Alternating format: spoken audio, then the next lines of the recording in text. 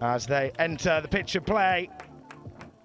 Behind the referees and fourth officials, it's Borland leading it for Aston Villa and Shabong for the away side.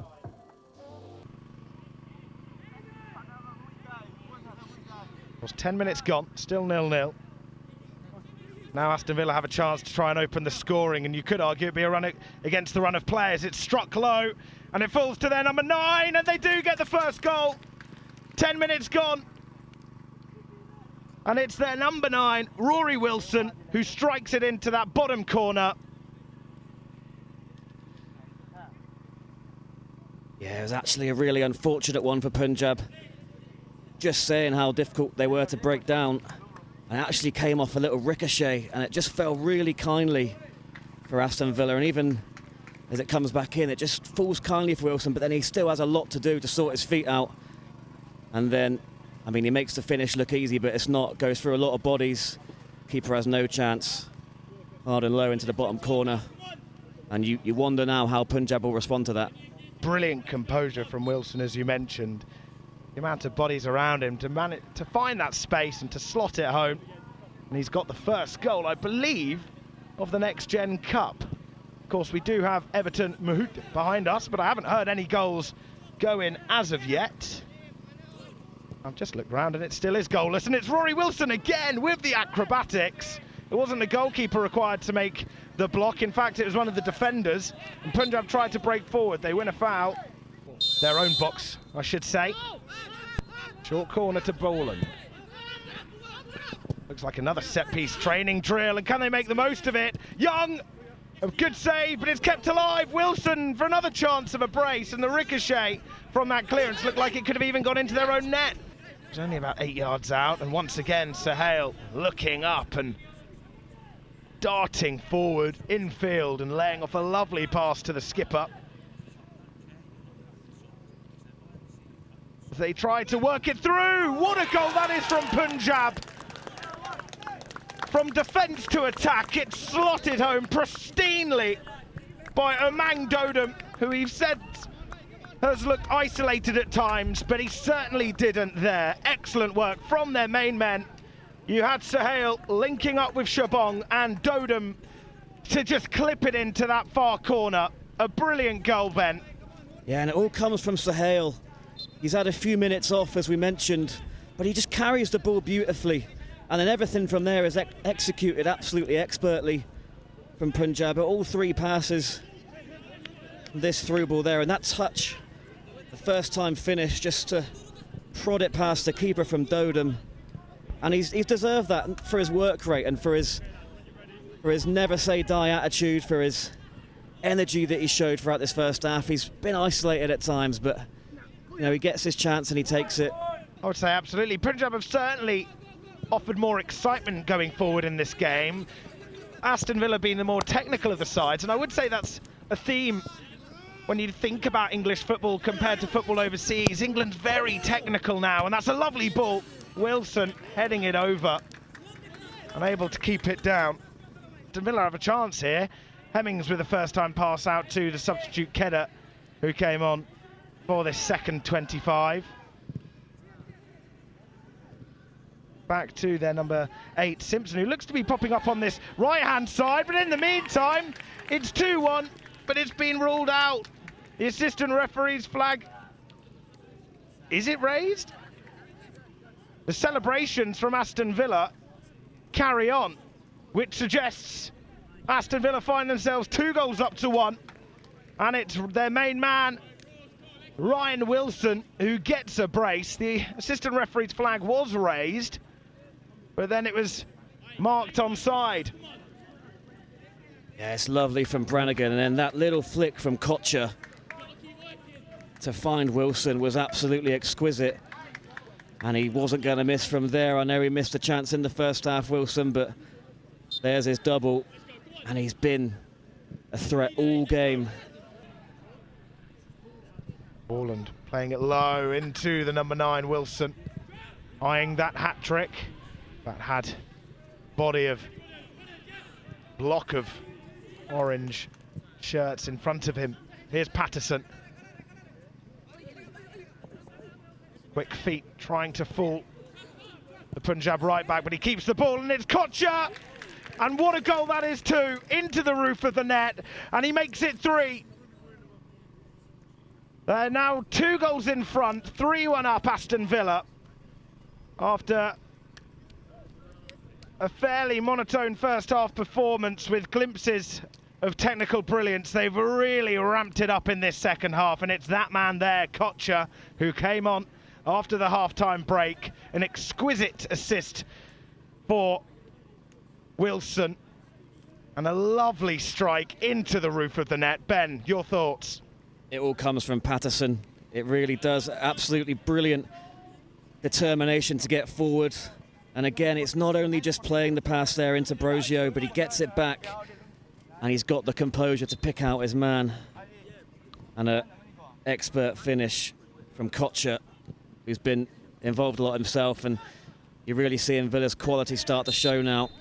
He's made it go from 1-1 to 3-1. His manager will be delighted with him, and he'll certainly be one to look forward to watching over the course of the next 3 days.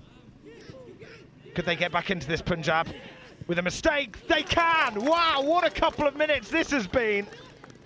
3-2 now, and it's Kipgan who now gives Aston Villa something to think about, just as it seemed like Villa were going to run away with it. Punjab come back, just like they did in the first half.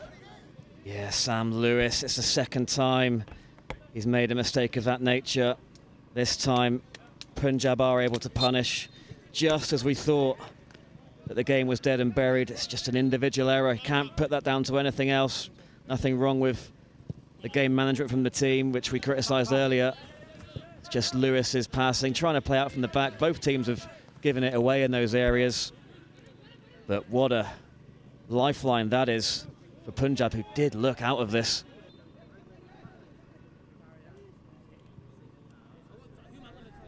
Lines one up and hits the crossbar. Patterson with a lovely strike. Denied by the woodwork, and Ayush comes up and collects it. Travis Patterson, really offensive-minded fullback. Good work here down this right-hand side through Brannigan. Wilson making the diagonal run, but Brannigan finds Brosio in a bit of room as Ayush comes down low to deny that effort. Just an altercation going down here on this near side between Patterson and the number 18, Turangbram. Of course, we will be covering Crystal Palace versus East Bengal at 3 p.m. On the other pitch is Stellenbosch versus Tottenham Hotspur, which will be covered by commentators Tyler Morris and Ollie Sassan. Yeah, Patterson, who's just been booked, he might be in trouble and here. Patterson, he just received a yellow card. Wow. That will really frustrate Aston Villa. 2 incidents that... He's having words with the 4th official down on this near side. They were very close together, very unnecessary moments. And again, I said we had everything. Now we've got a red card. This was, I think that challenge was a result of the frustration from the previous one, time wasting. And that is full time by the clock, maybe 1 minute too short, but we'll go off the referees. But there is still a penalty shootout to come. What a second half, though, that was, Ben. We'll be talking about that all afternoon. We will. Aston Villa, good value for their win in the end. They really started to go through the gears in that second half, showed their quality. A lot of it came through Wilson and a lot of it through Patterson as well, I have to say, who unfortunately saw red. A couple of moments of madness, really, but you mentioned Mason Kocha, who got an assist and a goal himself. Right now, so Wilson has the responsibility.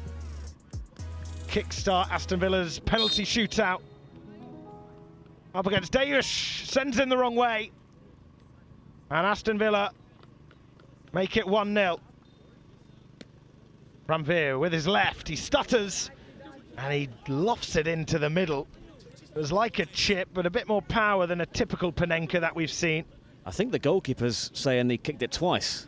I think he's asking the question of the linesman. It was well, let's have a look here. think he did. I think it Ow. did go on from his left onto his right. They saw. Yes. No penalty. No score, at least.